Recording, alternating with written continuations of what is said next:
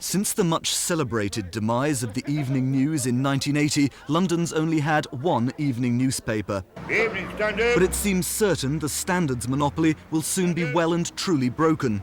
Leading the new contenders, the London Daily News, to be published by Robert Maxwell's Mirror Group and due to hit the streets this autumn. Well, I hope it's going to be a bloody good paper which will interest anyone walking down this street, but we will be targeting mainly at the people who make London tick, the slightly more intelligent, slightly better off people, but it would not be an elitist paper.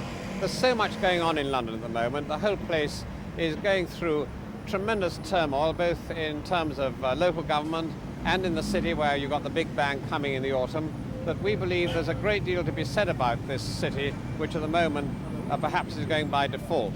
Strong competition is also promised from the publishers of London Week, an events and entertainment paper aimed at visitors to the capital. Checkpoint, more famous for currency than current affairs, are behind plans for the London News. They want to launch their tabloid in October from a new printing plant in central London. But is there really room for more than one London evening? History says yes. In 1960, 3 London papers sold 2.5 million copies. In 1980, around 800,000 copies of the News and the Standard were being sold. And last year, the Standard alone could only manage 480,000 copies.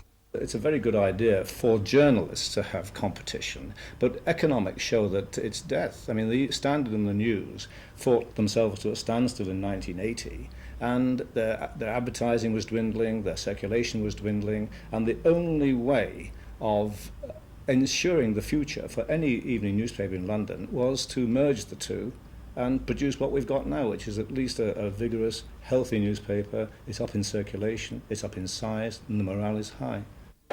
Beset with industrial problems, Rupert Murdoch's plans for an evening post have been shelved for the time being.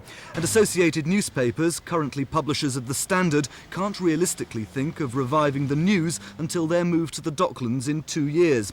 With 3 papers virtual certainties by the end of this year, both media giants may well decide that the competition is just too hot. Paul Larsman, Thames News.